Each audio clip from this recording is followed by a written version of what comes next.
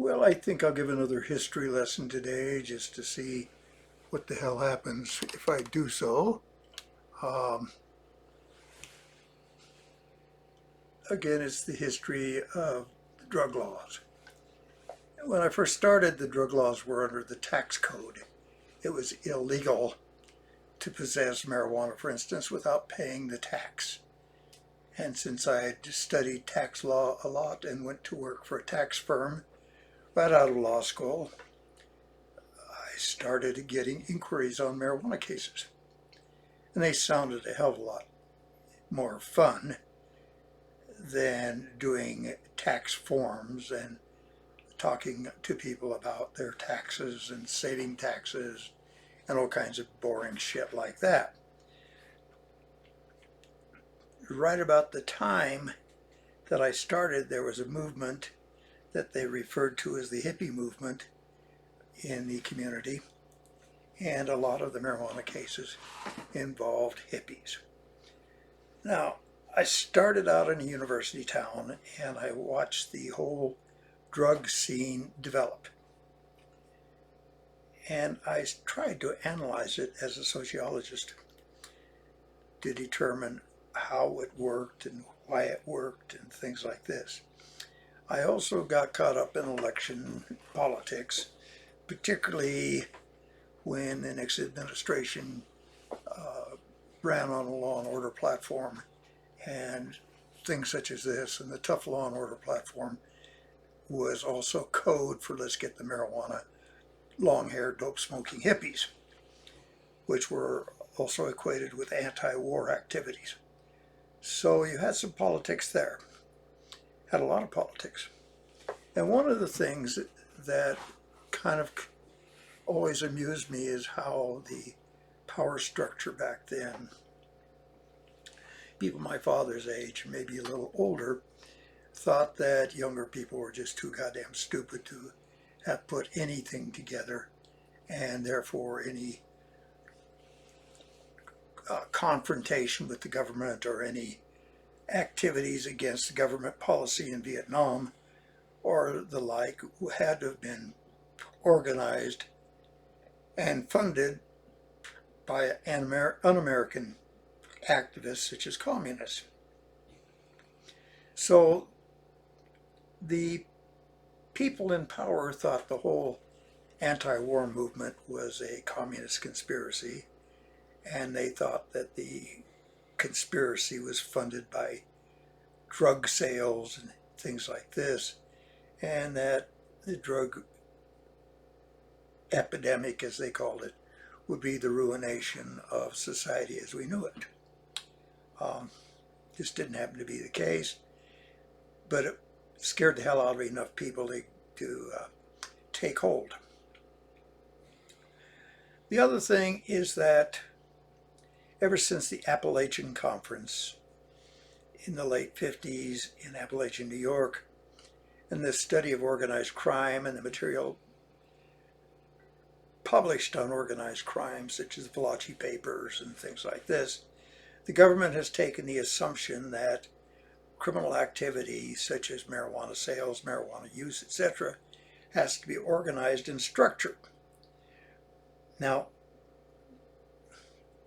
when you think about it, that's a big assumption that probably has no validity whatsoever. I was young enough and had just been out of college soon enough to understand what things were like in the minds of the younger people. When I was in high school, for instance, we used to chip our money together and one of us would go out and buy some beer. Or we'd go find somebody that had ID and have him buy the beer for us.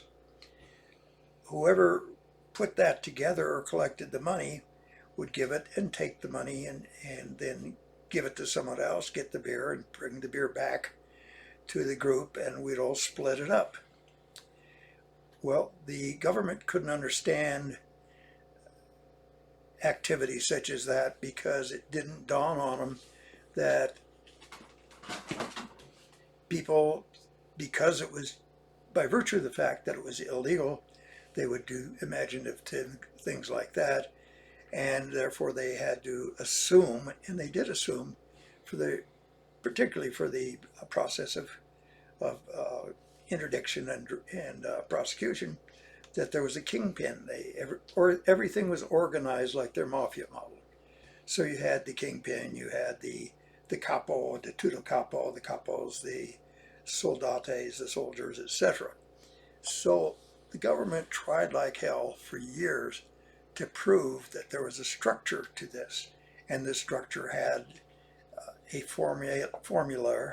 formulation, and it was organized for the commercial benefit of someone, when actually it wasn't organized for the commercial benefit of anyone. It was organized by a bunch of fun-loving kids that were experimenting, that thought dope was kind of fun to use and smoke, etc.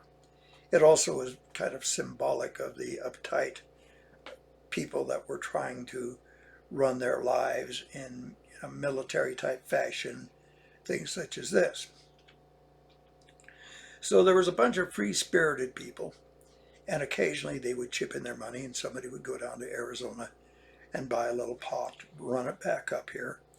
Unfortunately, once in a while, one of those people would get caught, and they might have some quantity of marijuana that they couldn't have used by themselves.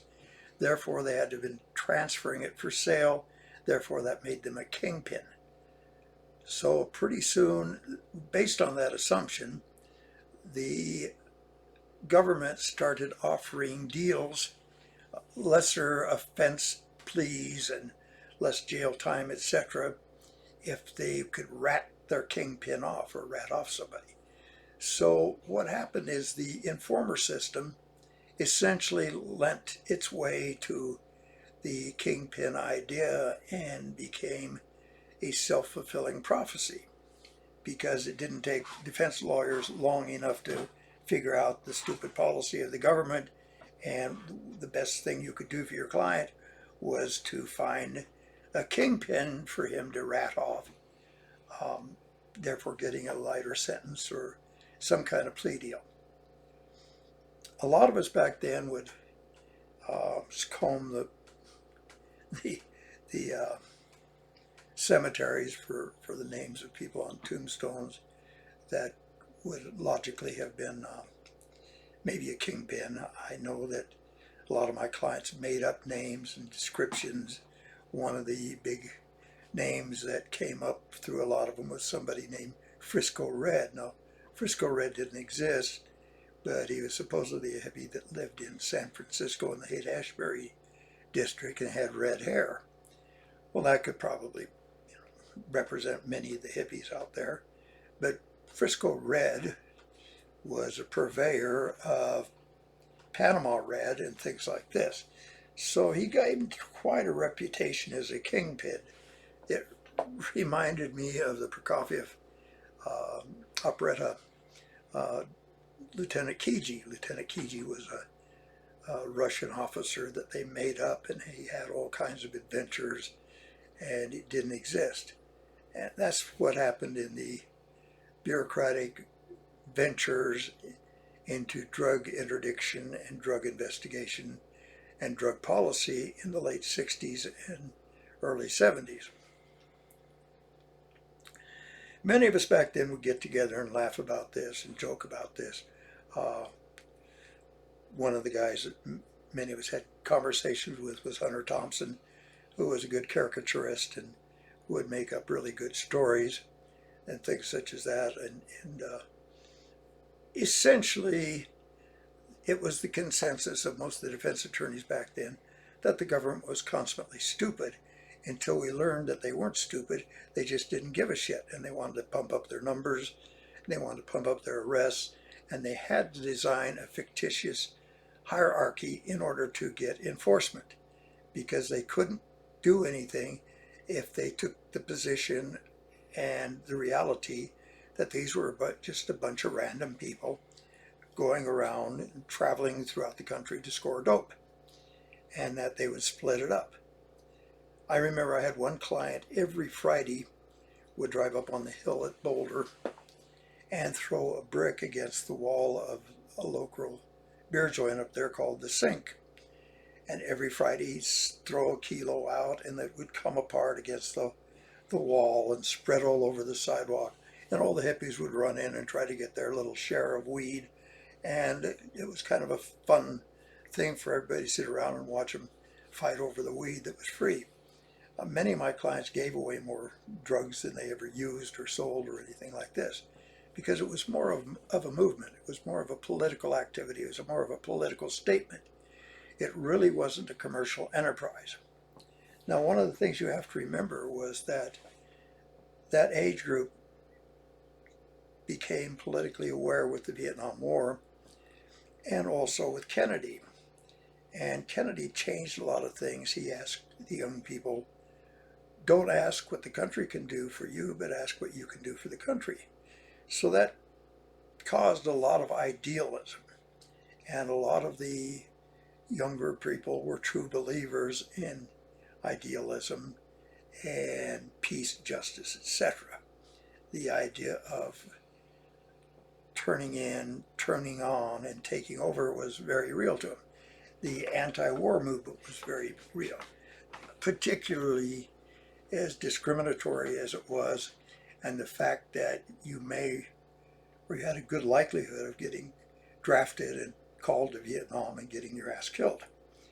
So there was a big movement against the war. There was a big movement against harsh politics or law enforcement.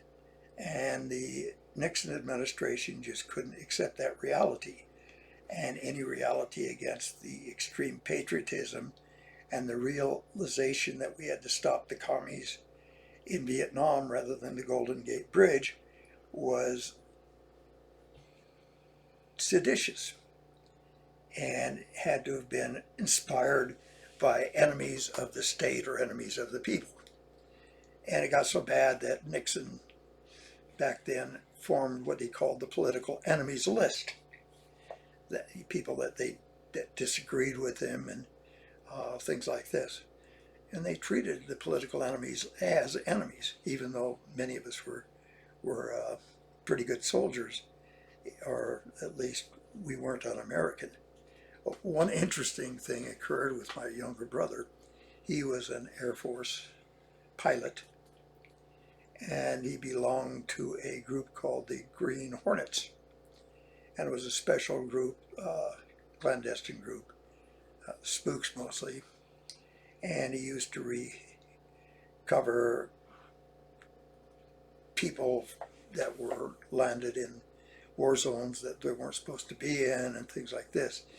He actually won 2 distinguished flying crosses for some of his search and rescue activities.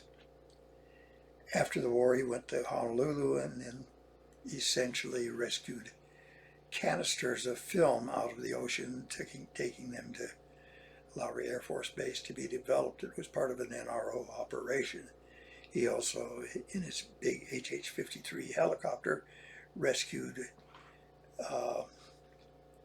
astronauts that out of their reentry capsules. This was the type of stuff that was done after the war that was very top secret, and that the United States government was doing in order to keep up with the Russians. They actually made a movie once called Ice Station Zebra about this type of activity.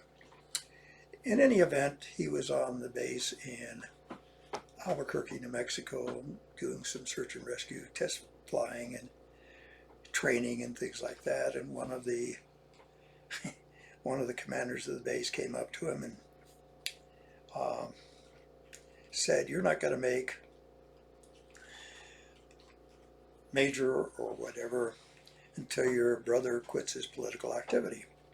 And my brother innocently looked at the base commander and he said, "Well, I thought freedom of speech is one of the things that I was fighting for here." And there was a lot of things that came out in those exchanges that made me a little bit dangerous. For instance, I knew what was going on at Buckley Air Force Base. I knew what their secret stuff was. I knew what was going on at Lowry Air Force Base. And once I sued Lowry Air Force Base in a federal court for censoring the newspaper, the Air Force newspaper from Lowry. It was through Lowry that I first discovered that drugs were being flown out of Tan Son Nhut Air Force Base in South Vietnam to Travis Air Force Base in California, and then to Kirtland Air Force Base in New Mexico, broken up into smaller lots and transported into Pueblo, Colorado, which had become a very large heroin distribution center. And from that point, clear to the East Coast. That was one of the big lanes of distribution from South Vietnam. The line of communication kept changing as the locus of the drugs kept changing, and went from South America to the Arab areas, the Far East, the Middle East, and also sometimes to Turkey, and then later down to Colombia. And each one of these locations has separate trade routes to have the drugs distributed, either through Mexico, California, Florida, or sometimes even Canada, particularly hash coming in through Canada. So back to the point I'm trying to make is all of this was more or less spontaneous. It wasn't organized, it wasn't structured. It was a bunch of entrepreneurial students that wanted to get turned on or whatever, or have other encounters that college students or college age students have. I remember those the days of free love, etc. And one of the things that expedited that was the use of marijuana. So, once in a while, somebody would get the short straw and have to go to New Mexico or Arizona and pick up the drugs, and they would get busted and they would be accused of being a kingpin. Well, they weren't kingpins, they were just flunkies that were going on a trip to score some dope. And it was sort of a random thing. But because of the paranoid nature of drug enforcement, all of a sudden they became kingpins. So kingpins were a manufactured item initially by the government, but because of the policies, they actually came into being and allowed some people to get more structured than others. And when they started sending people away to federal prison, they got together and did form groups, friendship groups, etc., and became fairly big distribution centers, which made it easier and made them more identifiable to be taken over by cartel people and things such as that. And pretty soon the cartels kind of locked up all the distribution points, and it went from there. So rather than a free-for-all of a bunch of college students smoking dope and things like that, the government was able to organize it into a business enterprise, an illegal business enterprise. And that made it easier for them because many of the drugs were being sold by government agents, government agencies, in order to fund clandestine operations. From that point on in 1970 or thereabouts, I started investigating and doing research into government activities regarding the drug market and use, sales, etc. of marijuana, opiates, and LSD. You start reading about some of them, like some of the operations with LSD. It was really interesting. The LSD experiments, for instance, starting in Canada and then going into the United States, were totally run by intelligence operatives. San Francisco was a big area for intelligence operatives, where they would give hookers LSD and have them give them to the Johns and photograph everybody to see how it loosened tongues and things like this. So you had MK Ultra experiments, for instance, and things such as this. One of my friends worked for a guy named Marx, who wrote a book on In Search of Manchurian Candidates, and he and I used to compare notes quite often about what was going on in the realm of psychedelics. But it got to the point I really couldn't tell the good guys from the bad guys when it came to drug trafficking, because I didn't know whether they were a criminal or a government agent or maybe both. So that's an introduction to where I'm going on the next section. I hope you guys will give me a little feedback. If I don't get any feedback, then I'll probably stop and not go anymore. But if you do like it, I hope you help me make this thing at least go viral, or at least get some more listeners or viewers or whatever. And with that, I will leave you with these thoughts. That is, think twice before you get high, or make sure there's no government informers around. Have a good evening. Dennis out.